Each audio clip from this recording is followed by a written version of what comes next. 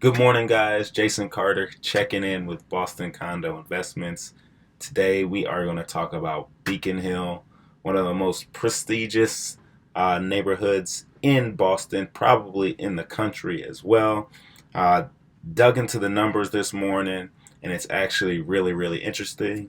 So, let's dive into it. All right. So the most interesting thing about the Beacon Hill numbers, I mean, we all know it's expensive. We all know kind of the vibe of the neighborhood. But the most interesting thing for me was seeing that when we look at the median sales prices, which is what we've been doing for other neighborhoods, in 2017 and this year in 2019, we see huge spikes in the median sale price, which I was not expecting to see. But let's just go over everything, and then we'll get into why that probably is the case. So 2008 to 2012, if you remember, in most of the country, home prices were dipping in those years. In the blue chip neighborhoods in Boston, most of the time those prices rose just slightly or stayed steady. So no real surprise here, except that again there's a little more fluctuation than I expected. So in 2008, right around 500,000 for the median home price. All the way in 2011, it's a little bit more than that, and we saw it rise a little bit. And then 2012, as is the case in most places in the entire country, we see that home prices rose. And then they rose steadily pretty much since then. Except in 2017, we see a huge, huge jump, almost to $1 million. I think it was 970 something dollars per square foot. We saw a dip down in back around 750 last year, and then again this year up to I think it was 960 or so, if I'm remembering correct. I could be wrong, but that's what it is year to date. So why is it? As far as I can tell, and this is why it's important to look more closely into the nuances of every market because of the pricing of some of the most expensive homes in Beacon Hill. As you can see, 15, almost close to $16 million. I think even doing the median numbers doesn't eliminate those huge spikes, right? And the reason I say that is because if we look at the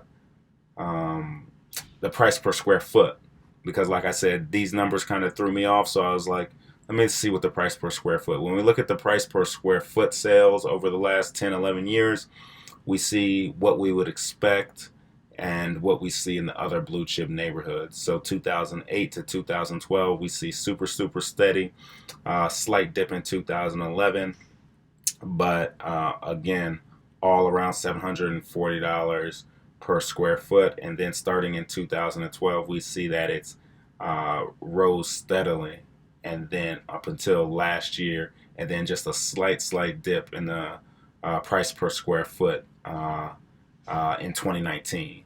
So I think the main takeaway here, if you are doing research on a real estate market, if you're doing it to buy a place, to sell a place, to invest in a place, the main thing is even in a submarket as small as Beacon Hill, there are nuances that you need to take into consideration. So if you're doing a super, super high end luxury building or luxury piece of real estate, above $10 million, above $5 million, those are different buyers. Those are a different market than you would even at $1 million, and especially under $1 million.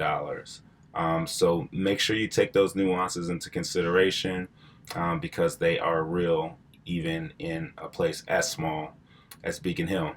So jumping into the fun stuff, the least expensive sale, $345,000. I hope you guys aren't expecting a ton of square footage because I think this one is 250-ish square feet. Studio slope ceilings, so it might not even feel as big as that 250 square feet, but it's a nice place. Hardwood floors, renovated bathroom, renovated kitchen. I don't know if it has a full kitchen, so I'd have to check that one out. Most expensive sale is almost $16 million. This is a similar sale in the same building. This is actually still for sale. And you see, it has a classic feel to it. Outdoor area, 100% uh, gut renovation, brand new. Um, I think the one that sold was over 3,000 square feet.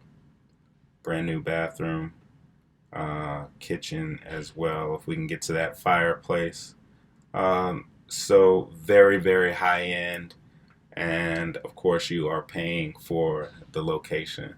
So again, quick overview of Beacon Hill this year and over the last 10 years.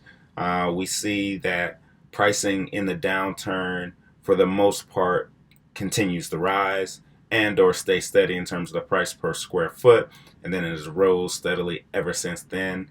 The interesting part about Beacon Hill, that's different from other blue chip neighborhoods, is we see huge spikes at the top of the market, and this is probably due to new construction and or gut renovations delivered right at the height of the market. So we see some really really high prices. So that's a little bit different. And in 2019, as we've seen throughout a lot of the neighborhoods in Boston, prices have leveled off and or dipped slightly. So guys, I hope this helps. I hope this is useful. Let me know what you think. Like, comment, subscribe. Your feedback means the world to me. Enjoy your week, and I'll talk to you soon. Bye.